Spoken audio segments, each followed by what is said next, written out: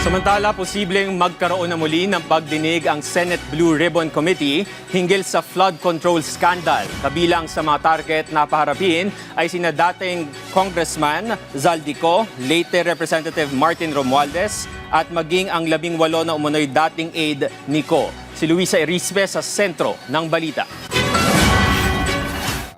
Posibleng magkaroon ng face-off o magharap-harap sina dating Congressman Zaldico, late Representative Martin Romualdez at ang 18 ex-Marines sa mga susunod na pagdinig ng Blue Ribbon Committee. Matatandaan, ang tatlong panig ang iniimbestigahan at naglabas ng mga kritikal na impormasyon hinggil sa flood control scandal. Ayon kay Senate President Pro Tempore at Blue Ribbon Chairman Panfilo Lacson, kung maghaharap-harap ang mga ito, magkakaalaman na kung sino ang nagsasabi ng totoo at sino ang nagsisinungaling. Kaya kahit inimbitahan na noon si Romualdez at 2 beses itong hindi sumipot, handa ang komite na muli siyang imbitahan at bigyang pagkakataon na maipaliwanag ang kanyang panig bilang itinuturong mastermind sa anomalya. Giit pa ni Lacson, kapag sumabak si Romualdez sa pagdinig, dito maoobserbahan kung tapat ba ito sa kanyang magiging pahayag.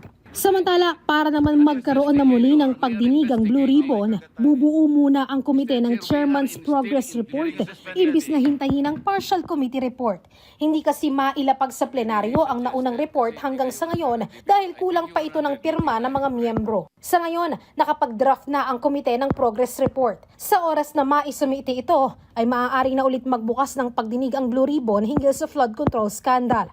Nagpadala din ng mensahe si Lacson sa Office of the Ombudsman kung maaari bang ipadala sa kanila ang Chairman's Progress Report. Sa pamamagitan nito, maaaring magamit ang mga ebidensyang laman nito para sa investigasyon. Dagdag pa ni Lacson, kailangan magtulong-tulong para luminaw na kung sino ba talaga ang mga nasa likod ng anomalya. Sa ibang usapin naman, habang naghahanda na rin ang Senado para sa napipintong impeachment trial laban kay Vice President Sara Duterte, sakaling ipadala na sa kanila ang articles of impeachment mula sa Kamara, si Lacson nagpaalala naman sa mga kasamahang senador na dapat hindi magpakita ng kulay o panig, lalo na't uupo sila bilang senator judges. Hindi dapat sila magmukhang parte ng prosekusyon o maging defense panel. Hindi rin daw magandang pangitain kung magmumukhang may pinipiling panig. Sa pagtatanong, dapat malinaw na may nais lang klaruhin. Tiniyak naman ni Lacson na magiging patas siya at ang magiging desisyon ay nakabase lang sa lalabas ng mga ebidensya. Luisa Erispe para sa Pambansang TV sa Bagong Pilipinas.